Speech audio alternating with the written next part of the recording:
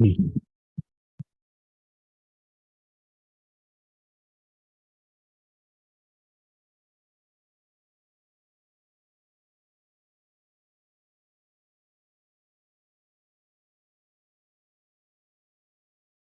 Mhm.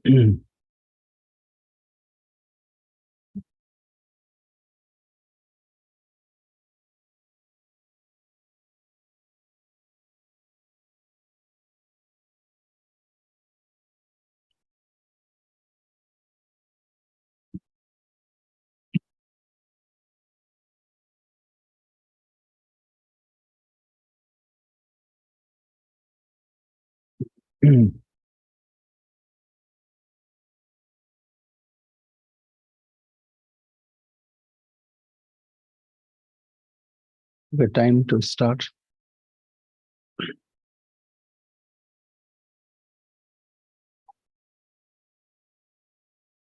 Sri Gurubhyo Namah Harihi Om. Sahana Bhavatu Sahanu Bhunaktu Sahaviryam Karavavahai Tejasvinavadhitamastu ma vidvishavahai. Om Shanti Shanti Shanti Harihi Om. Asato ma sadgamaya tamaso ma jyotirgamaya mrityurma amritam gamaya Aviravirmayedhi. Om Shanti Shanti Shanti Harihi Om. Sarva Vedanta Siddhanta Gocharam Tam Agocharam Govindam Paramanandam Sadgurum Pranatosmyaham. Let we be protected, let we be nourished, let we study, let we strive with energy and vigor. Let our study be enlightening and not give rise to hostility. Om peace, peace, peace. Lead us to truth and not to untruth. Lead us to enlightenment and not ignorance. Lead us to immortality and not death. Let the self-manifest Atman grow in me. Om peace, peace, peace. I bow to Govinda, whose nature is bliss supreme, who is the Sadguru, who can be known only from the import of all Vedanta, and who is beyond the reach of speech and mind.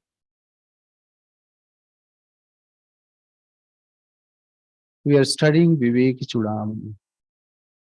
What is the need of studying this Vivekachudamani? This is a primer, Prakarana Grantha. Prakarana Grantha means to study Vedanta. There are some introductory books are there. Those are called Prakarana Grantha. That means the primers. Many ideas are clarified through these texts. What is the need of this? As we know, in this world, things are mixed up. Truth and not truth. Sat, asat. Everything is mixed up. So we need to find out what is truth. And then we have to follow this. As you drive, there are so many options, so many routes or routes. You have to find the right one to reach the destination. So when we try to figure out what is my correct route, so we use our discrimination. So in this world also, see this idea of this body, idea of mind, idea of intellect, idea of me, myself. All these ideas are mixed up. So sometimes we feel that I am body. Sometimes I feel that I am mind. Sometimes I feel that I am intellect. But what is my real nature? That is to be to be, to be found out. For this, there are steps how to proceed. So teacher has elaborated and described that in great details. And by the grace of Guru, disciple has realized what is his real nature. And that is being stated through these shlokas, now what we are studying. So before we proceed further, let us read from the complete works of Swami Vivekananda. David?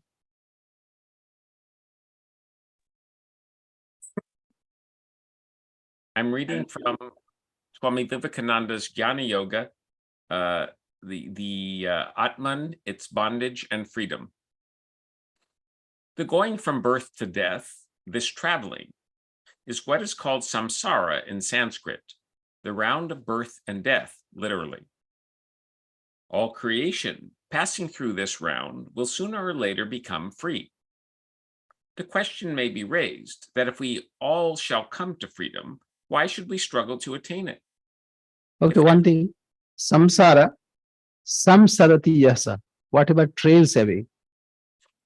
Every day we find that times are trailing away from us. We start the day with some hopes, some plans, but at the end of the day we see, oh, I could not do much. So whatever is not in our control, that one gets trailed away. So that's called samsara, samsarati iti. And Sri Ramakrishna would say very jokingly, Shang Shar. Shang means farce. In this world, farce is the reality. It's a very simple explanation. Because, at the end of the day, just you think about it. What is this world? You'll find it's very difficult to find the rationale, how things happen. That's why Sri Ramakrishna would say, Shang Shar. Shang means farce. Like they make lots of decoration and they entertain people. So that is called Shang. So what is the essence of this word? Only this show. Anyway. Yes, go ahead. If everyone is going to be free, we will sit down and wait. It is true that every being will become free sooner or later. No one can be lost. Nothing can come to destruction. Everything must come up. If that is so, what is the use of our struggling? In the first place, the struggle is the only means that will bring us to the center. And in the second place, we do not know why we struggle. We have to. Of thousands of men, some are awakened to the idea that they will become free. The vast masses of mankind are content with material things, but there are some who awake and want to get back, who've had enough of this playing down here. These struggle consciously, while the rest do it unconsciously. Okay, struggle is very important. Suppose a person wants to scale the Everest. So what they do, they prepare and they acclimatize themselves and then buy lots of things. And then they, one step by another, they go there. So nowadays, helicopters are there. You say, why you are struggling? I'll take you there directly. No, I don't want. Actually, struggle is important. Struggle is the spice of life. If there is no struggle, what is the fun of it? So, this world invents various struggles. So there is nothing. So say, okay, let us have a race. So everybody is struggling and running. And for that, They prepare for months, for years. So for Olympics, 5 years. They prepare for it, or 4 years. So actually, struggle is more important than achieving the goal. When you achieve the goal, what is there? Ah, I have achieved. That's it. After that, again, the next struggle. So it's very important. Struggle is very important. And struggle only gives us that incentive to fight, to proceed. And when you reached the goal, then there is no struggle. Say, before you came here, you were planning, oh, I have to go to Vedanta Society. And then you got ready, and you drove back. And then after reaching, what is there? So you reached there. When you get the fruit, it's not that important. The importance is of struggling. Yeah, go ahead. The alpha and omega of Vedanta philosophy is to give up the world, giving up the unreal and taking the real. Those who are enamored of the world may ask, why should we attempt to get out of it, to go back to the center?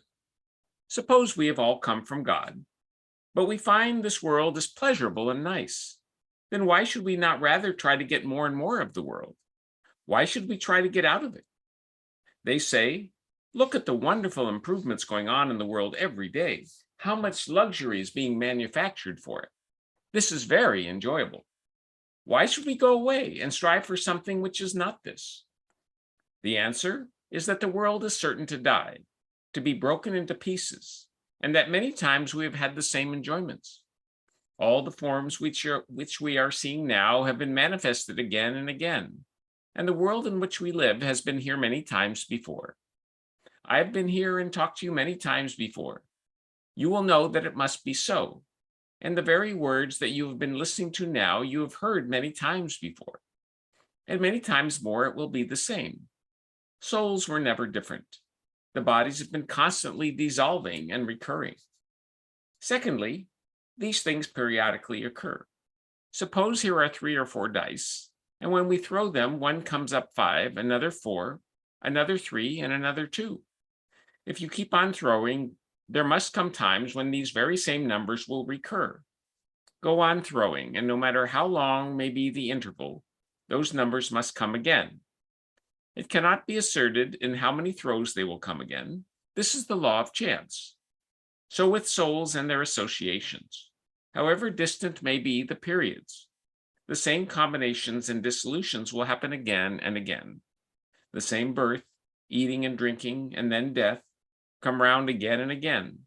Some never find anything higher than the enjoyments of the world, but those who want to soar higher find that these enjoyments are never final, are only by the way. So 2 points are there. One is, why should we give up the world? One lady came here, she's searching. So yesterday she wrote me, sense enjoyment is not that very bad, because she must have read the Gospel of Sri Ramakrishna. So the thing is, okay, enjoy, then get ready for suffering also. Because these are not two different things. Whatever is enjoyment, same thing is suffering. It is obverse and reverse of the same coin. And she's suffering. But she wrote me that it's not that bad. Okay, enjoy. What is who is stopping you to enjoy? You see, like rasgulla, sweetmeat, very nice. You eat 1, how is it? It's very good. 2, 3, 4, 5. After 10, oh my God, I cannot take anymore. The 20, would you like to kill me? Huh? And if you enjoy too much, then diabetes is waiting in the corner, at the corner. So nobody is saying no, not to enjoy. That's why it is God has created. Okay, enjoy and see. And God has told also, Anityam asukham lokam imam prapya bhajasvamam. This world is not real, anitya. That means it is not permanent, it is temporary. So we started a class at a point of time. It will end at a point of time. So whatever is started will end. So this is anitya. Anitya means not permanent. And asukham. Asukham means full of suffering. And for viveki, viveki means those who have discriminating power. They know for certain that everything is full of suffering. Sarvam dukkham vai vivekina. Everything is dukkham, sarvam dukkham. And what? This is what Buddha taught us. Everything, even the enjoyment, then that what you are enjoying is also full of miseries. Nowadays we have a gadget, mobile phone, and you are holding it and looking at it and so many things. And then you are suffering, but still you cannot get rid of it.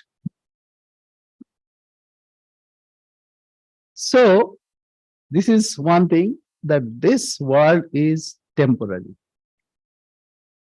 And if you have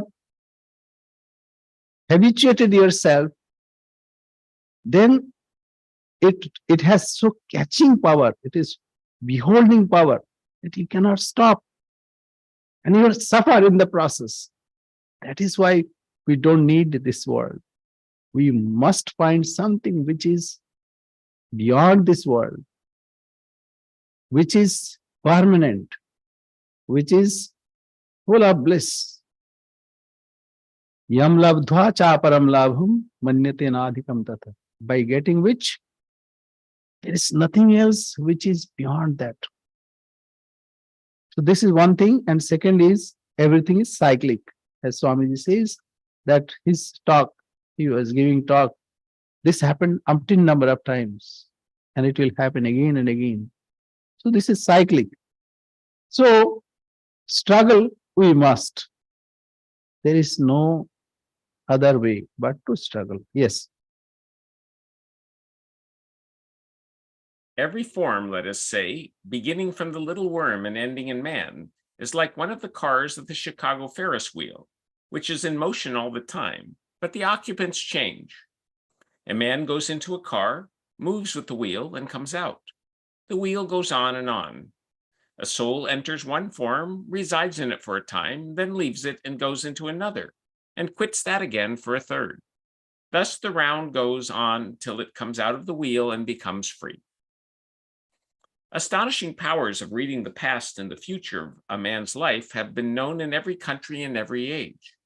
The explanation is that so long as the Atman is within the realm of causation, though its inherent freedom is not entirely lost and can assert itself, even to the extent of taking the soul out of the causal chain, as it does in the case of men who become free.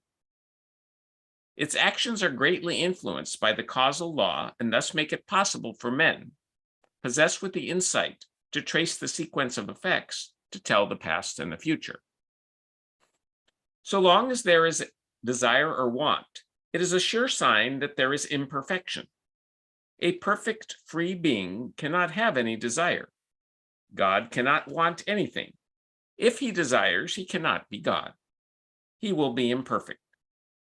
So all the talk about God desiring this and that and becoming angry and pleased by turns is babies' talk, but means nothing. Therefore, it has been taught by all teachers, desire nothing, give up all desires, and be perfectly satisfied. Yeah, desire is the binding force. When you desire something, then you are bound, because this what you are desiring is not you, other than you. But as Sri Ramakrishna said, if you are desiring love of God, that is not under that category of desire. Rather, it frees you. It gives you freedom. So one thing that as Swamiji gave example of Ferris wheel. So this world is like a classroom. You know, new students will come, new teacher will come, and one day they'll all pass away. But this school will go on. So Sri Ramakrishna said that if you are ailing, you go to hospital. Then you can see before you so many uh, people were admitted, and they either they were cured or they have left this world.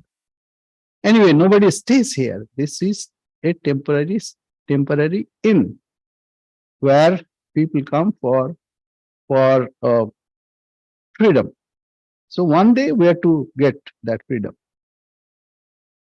So, and by that way, that it goes on and on. One can even read the past or future life. So that is also natural. Yes, go ahead. A child comes into the world crawling and without teeth, and the old man gets out without teeth and crawling. The extremes are alike, but the one has no experiences of the life before him, while the other has gone through it all. When the vibrations of ether are very low, we do not see light. It is darkness. When very high, the result is also darkness. The extremes generally appear to be the same. The one is as distant from the other as the poles. The wall has no desires, so neither has the perfect man. But the wall is not sentient enough to desire, while for the perfect man there is nothing to desire. There are idiots who have no desires in this world because their brain is imperfect. At the same time, the highest state is when we have no desires, but the two are opposite poles of the same existence. One is near the animal and the other near to God. Yeah, that's why it is called childish and childlike. If someone behaves immaturely, they will say childish. But Sri Ramakrishna, if you see his character, is childlike. Sometimes he also feels insecure and would ask M, see, I'm not buttoning my shirt. Is it wrong on my part? Then M would say, no, nothing will create a problem for you. Then he was assured. So, you see the two extreme. It looks similar, but it is completely different. Say, there was jalebi, sweet meat. And Sri Ramakrishna was eating. At that time, a boy came. And immediately he also imposed that he's also a boy. So he covered like this. So that boy will not snatch from him. So it is not childish, it is childlike. So, two extremes look similar. Yes. So thank you very much. Now, before we start, let me introduce something. In our class last Sunday, we said that God has glories. As Sri Ramakrishna would say, that if there is an aristocrat, he must have some properties. If he has no property, he's a pauper, then how can one tell him, oh, he's a millionaire? No, he must have a million, at least. Then only he's a millionaire. So God is all powerful. He must have some glories. So in 10th chapter, Bhagavan said that what is my glory? Buddhi, intellect, jnana, wisdom. Buddhi, jnana, asammoha. That means not confusion. So if there is understanding in people, wisdom, and display of intellect, and forgiveness, kshama, satyam, truthfulness, shama, dama, controlling of outer senses, or sense organs, sense a sense of action, and controlling of inner senses. Know for certain these are my glories. So this we have studied last Sunday. Then non-injury, ahimsa, samata, tushti, samata, equanimity, tushti, satisfaction, tapaha. All these we have studied. Now we are going to say something which will look like opposing this, but actually it is not opposing. These are glories of God.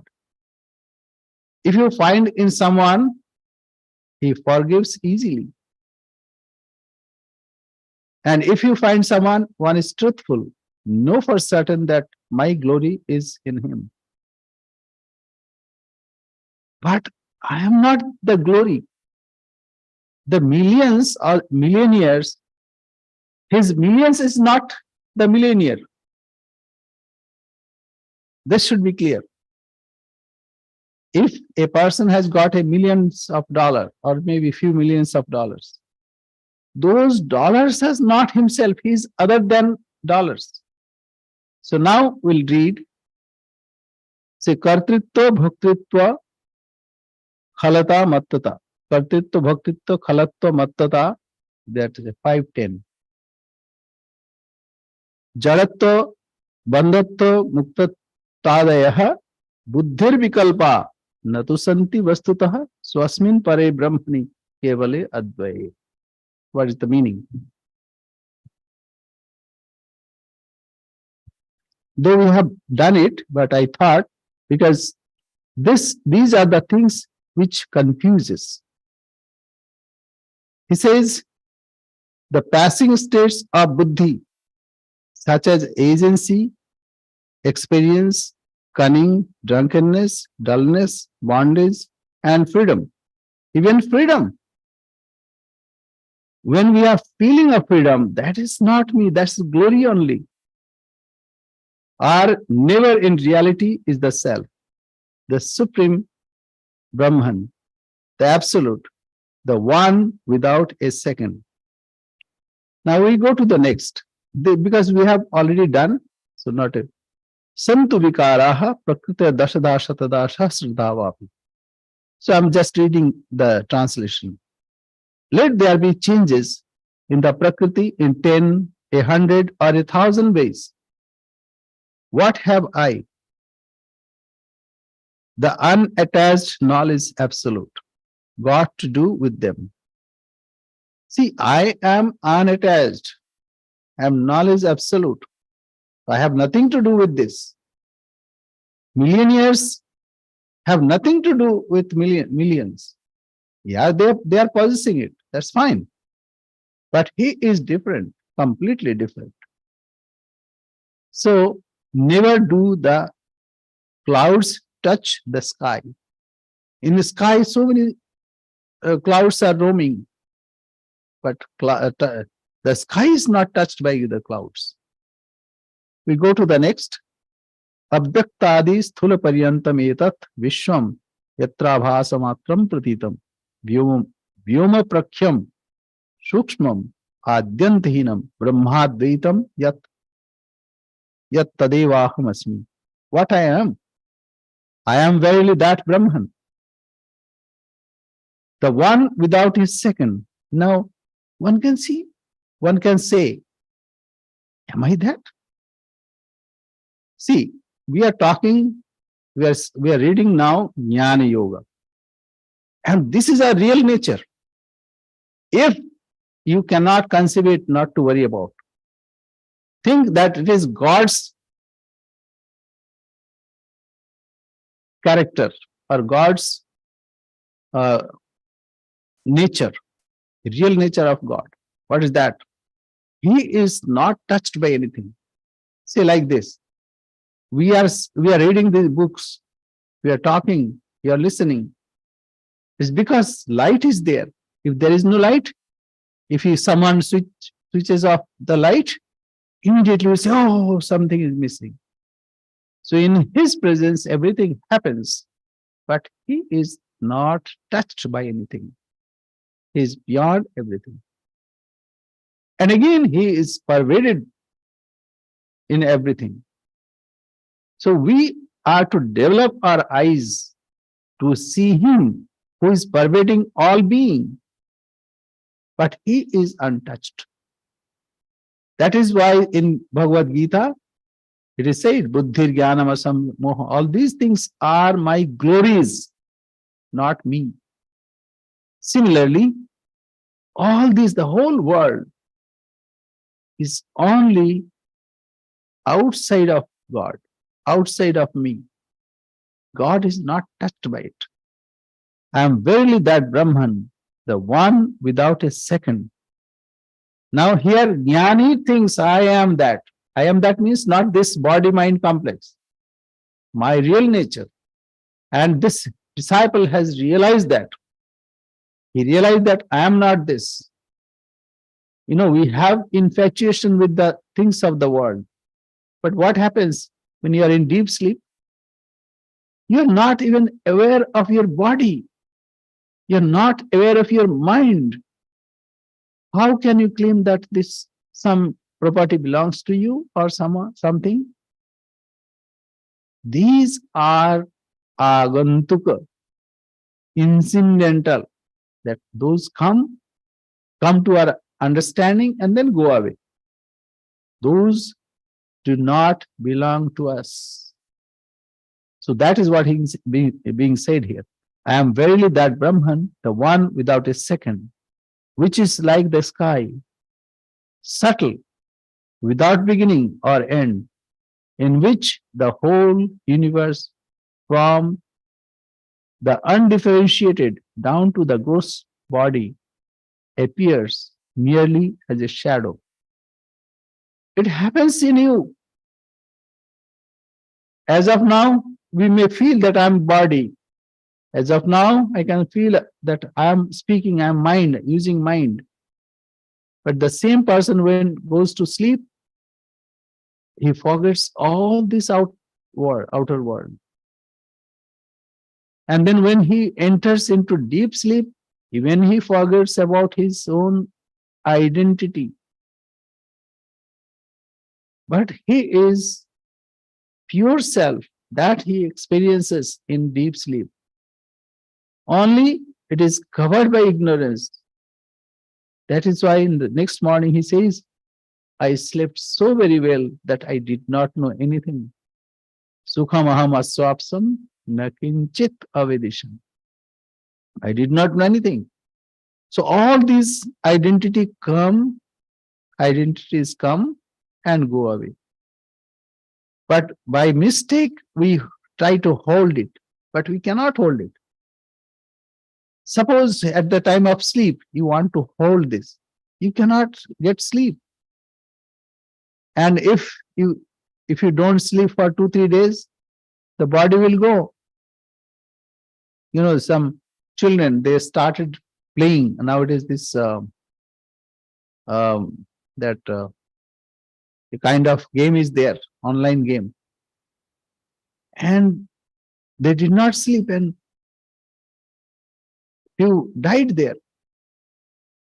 So sleep is a very important function of living being. In sleep, one recoups. So sleep is very important. If you hold things of the world, you cannot even survive here. I mean, body could not survive. Okay, so we go to the next. Sarvadharam, sarvavastu prakasham, sarvakaram, sarvagam, sarvashunyam, nityam, shuddham, nishchalam, nirvikalpam, brahmadvaitam, yat tadevaham asmi. Now, what is my real nature? My real nature is, I am verily that Brahman. Brahman means not attached, my reality. So here we can say, because we are devotees, we can say God. God is like this. So I am verily that Brahman, the one without a second, which is the support of all.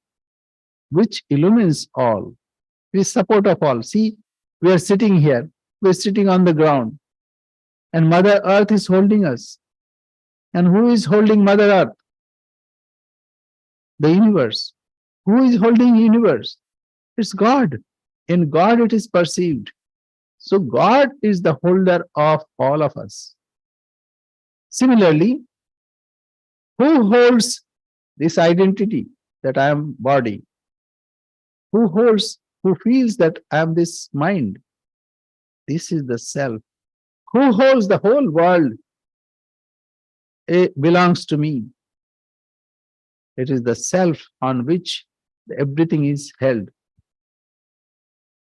So I am verily that Brahman, the one without a second, which is the support of all, which illumines all things, which has infinite forms, is omnipresent, devoid of multiplicity, eternal, pure, unmoved, and absolute.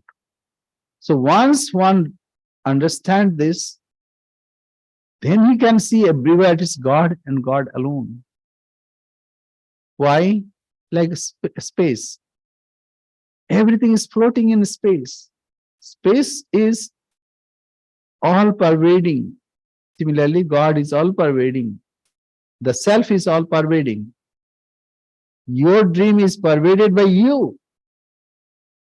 Your world is pervaded by you. You are all pervading. You means not this body, not this mind, not this intellect. On you, everything is held.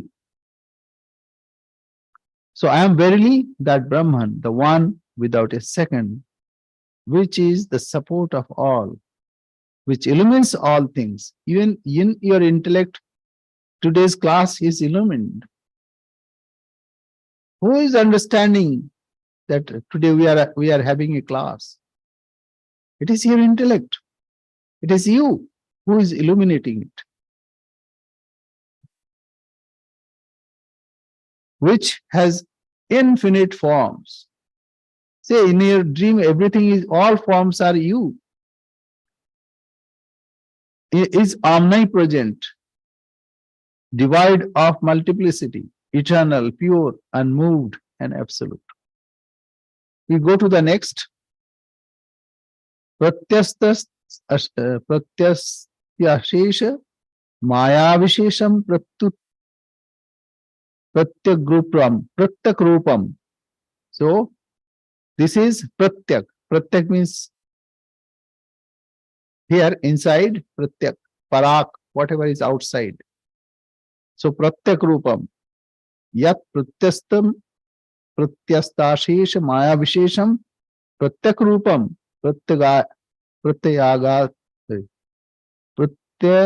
Pratyayagamya Manam Gamya Manam Pratyaya Agamya Manam Satya Jnananta Mana Rupam Ananda Rupam Brahmadvaitam Yat Tat Aham Eva Asmi.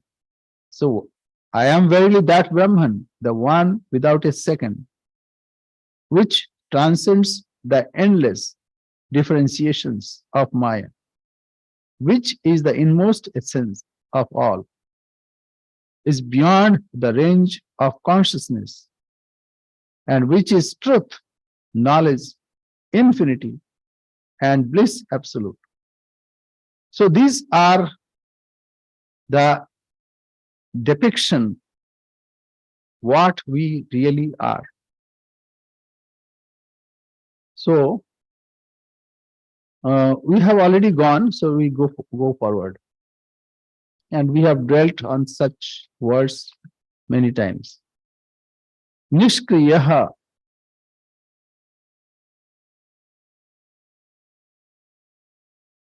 So Nishkriyaha. Aham asmi avikarosmi. So Nishkriya, I am without a work. You see, like it looks like I'm working. That is, say in your dream, a tiger is chasing you, or you are thinking tomorrow there is a examination. And then in the morning you say, oh, I did not move from my bed. So all these are our understanding. So we seems as if we are working, but see, even I'm speaking, but my inner self is watching. Even watching is also being watched. There is no work. A person who reaches there, for him, nothing happens. Naiva kinchit karomiti, yukta manyeta tattvavid. Knower of the truth knows, I do not do anything. Though everything is happening. Pashan, Jigran, Ashnan, Gachan, Swapana, Shwasan, Pralapan, Vissajan, Unmishan, Nimishan, Nami. Everything is happening. Seeing is happening.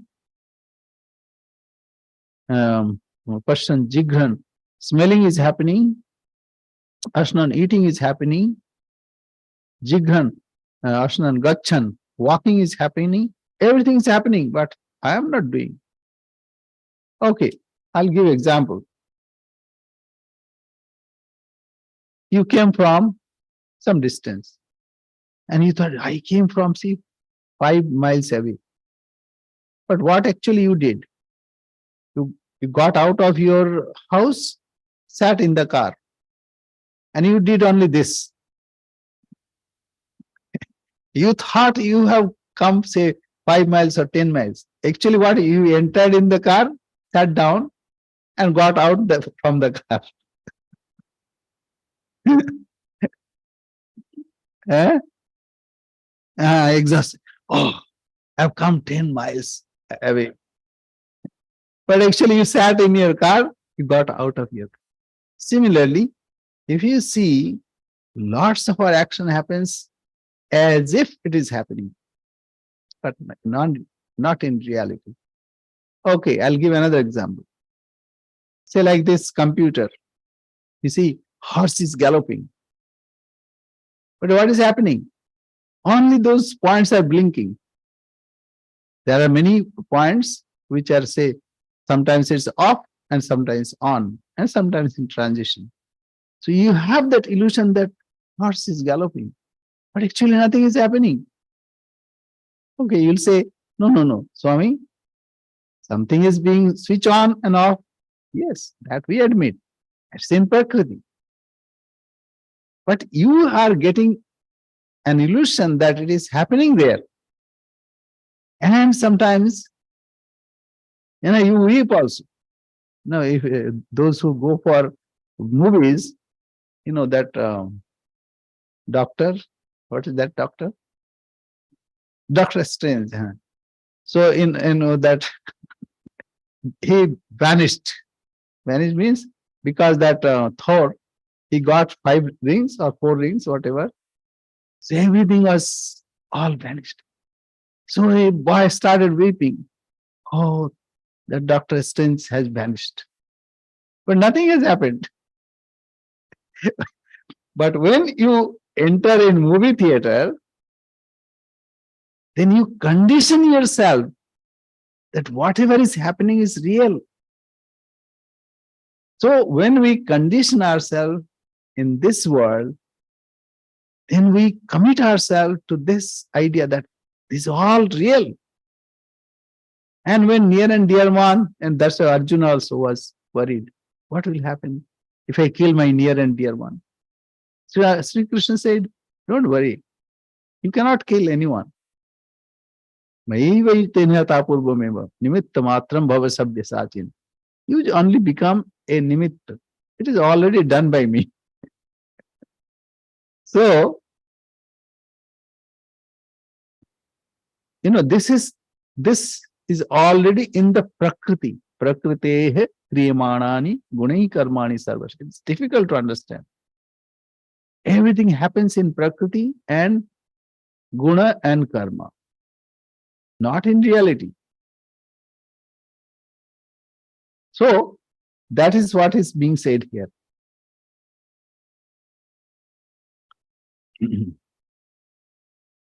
Nishkriyoham.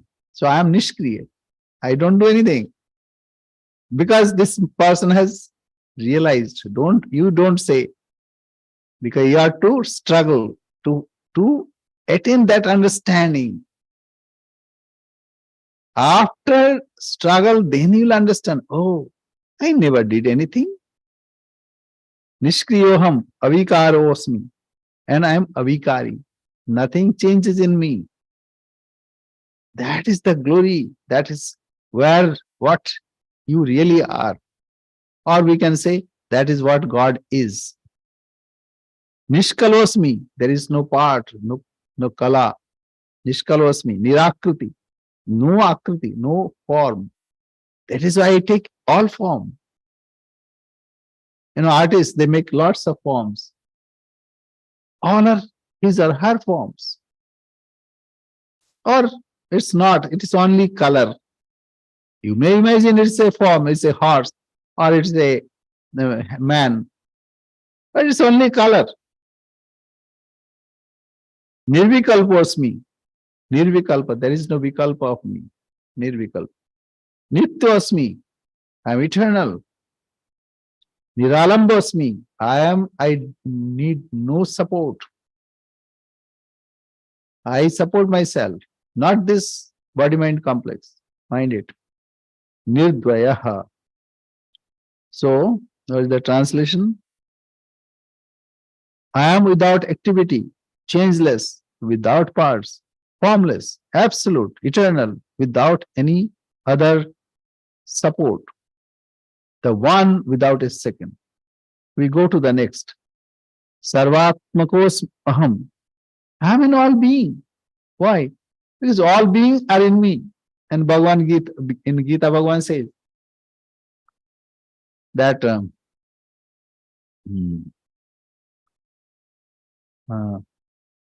Maya tatamidam sarvam jagad abhyakt murtina.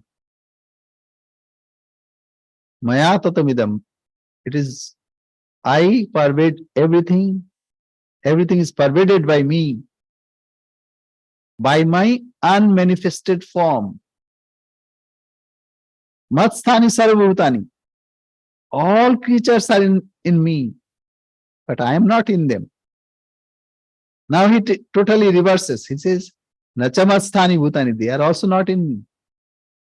Pashyame yogamaishram. See my glory. It is like this. You dream. All dreams are in you. But actually, in fact, there are no dreams in you. You are truth. On you, everything comes as it were. But not in reality. So nothing to worry about. Okay. So Sarvatmakosmi. Sarvatmakoham sarvoham. I am in all. And I am all. Tat srishtva tadevanu pravishat. He says that I am. It is me and me alone. It is you and you alone in your dream. It is the artist alone in the painting. Sarvoham. Sarvatitoham advaya. And I am all beyond everything. I am advaya. I am non-dual. Kevala akhanda bodhoham. I am only akhanda bodh. Akhanda bodh means not division. There is no division in me.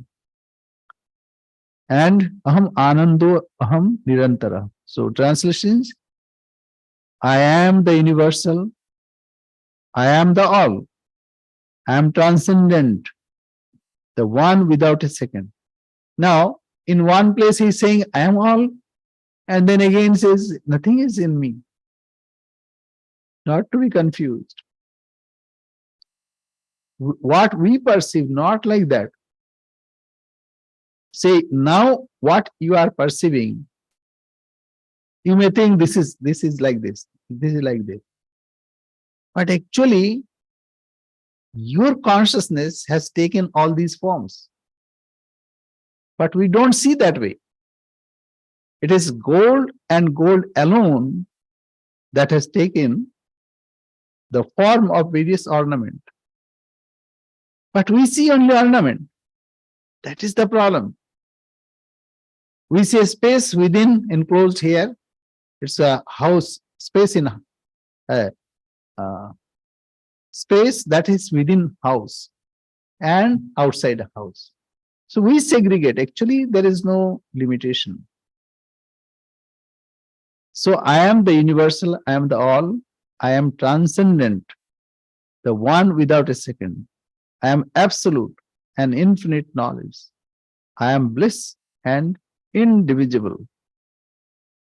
So these are not words, these are real uh,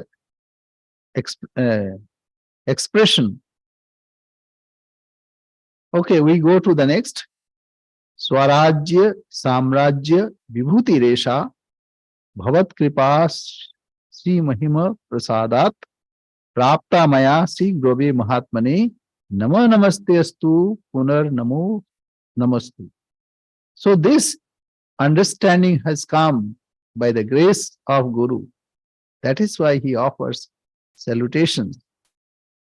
This splendor of the sovereignty of self-effulgence. Sovereignty means not under control of anybody else. The USA is sovereign country. It is not subjugated by someone else, some other country. Previously, it was under Britain. But then said, no, we don't admit anybody is occupying us. Then they had to fight also. So, Swarajya. Similarly, our real nature is also without anybody's subjugation. Free, totally free. Swarajya, Samrajya, Vibhuti Resha. So these are the glories, the splendor of the sovereignty of self-effulgence I have received by virtue of the supreme majesty of thy grace. So I have received this Bhavat Kripa Sri Mahima Prasadat. He is acknowledging the grace of Guru. Prapta Maya, I have received by me. I have this was received by me. Sri Guru Mahatmane. Guru, again, Guru is God. God takes that form and he connects the disciple with the divine. Namo namaste stu punar namostu. So again, namaste. Namaste. Namaha te. I offer my obeisance to you. So we go to the next. Mahaswapne Mayakruta Jani Jara Mrittu Gahane Ramantam Vilashyantam Klishyantam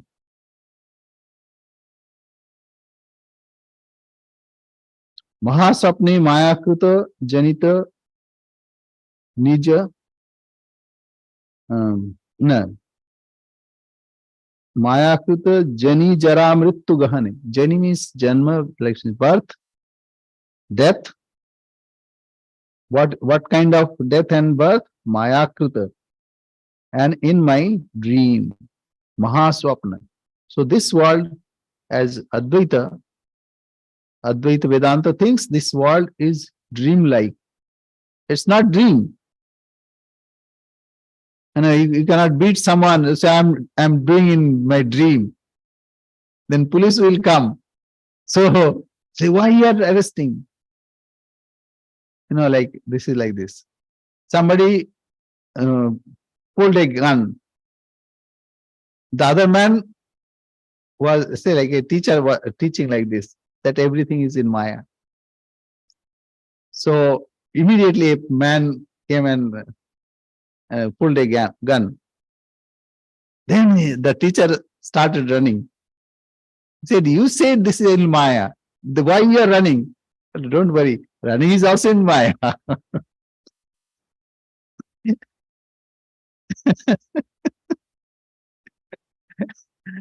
So like that. So Mahasapni means great dream. O Master, thou hast out of sheer grace awakened me from sleep and completely saved me. Now, it's very interesting. Holy Mother was going from Calcutta to Jairambati. So everybody came and met Holy Mother. But Latu Maharaj was not going. He was walking, you know, strolling up and down. He said, Sannyasi ko mata, ko pita. Who is mother and father to sannyasi? So he was strolling like up and down. So Holy Mother came quietly. She said, Baba Latu. Baba means father. But it is like son, my son Latu. There is no need of admitting me. And she uttered these words, and Latu Maharaj was weeping and prostrated before Mother. What's the teaching? Teaching is Guru should not be neglected. Guru is to be admitted. Because of Guru, by Guru's grace, we see this. Whatever is achieved, it's Guru is within us.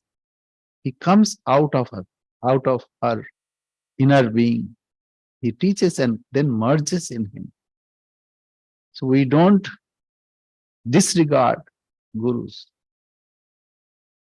You know, this happened with Swamiji also.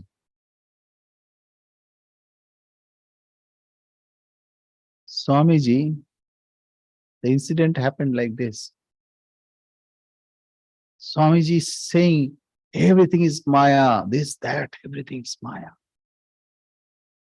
Then Mother quietly said, my son, Baba, Amake, don't dissolve me. Oh, Mother, if I dissolve you, then where will I stand? So this happens. So Guru is very important. So here, this disciple also admits the gratefulness, his gratefulness to his Guru.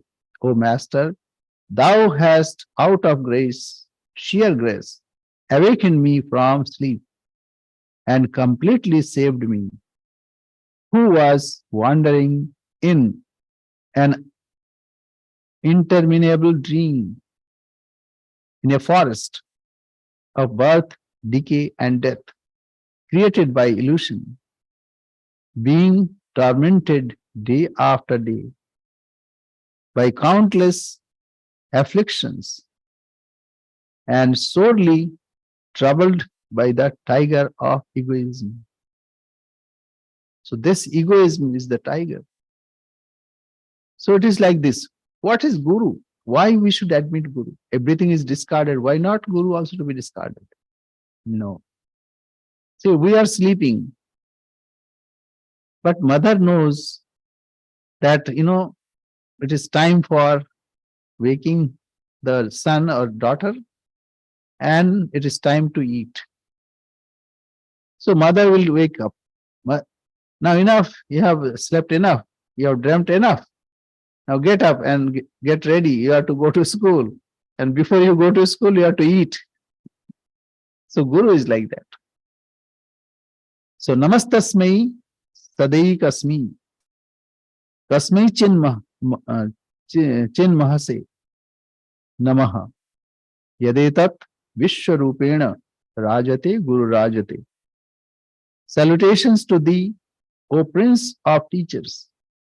Because why Prince of Teacher? It is not ordinary teacher that can awaken the consciousness. It is God who takes that form and wakes us up. So that's why he says, Prince of Teachers, thou unmanned, unnameable. Unnameable means without name. Greatness, unnameable greatness. That art ever the same and dost manifest thyself as this universe. Thee I salute. Iti, there's time up. Okay, we take this also because it's similar. Iti natam avalokya shishya varyam samadhigatatma sukham prabuddha tattvam pramudita hridayam sadeshikendraha punaridamaha vachaha param mahatma. So seeing the worthy disciple who had attained the bliss of the self, realized the truth and was glad at heart. The Guru is also happy. Now, when disciple does something good, Guru is happy. Thus, prostrating himself, that noble ideal teacher again addressed the following excellent words. So, this is the realization of the disciple that he is unattached, he is full of bliss, he is bereft of all actions, he is the supreme. So, this is the experience of the disciple. So, we will stop here. Is there any question?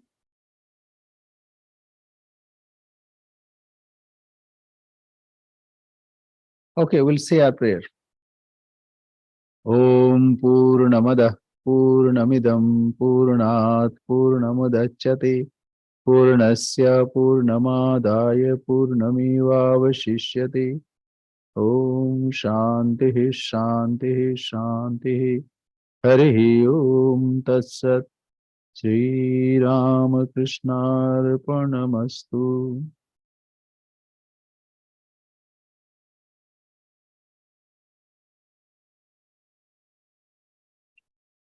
Thank you very much.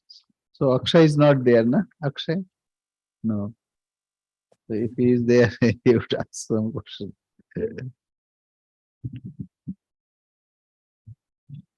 Jai Ma Swami. Jai Ma Hari Om.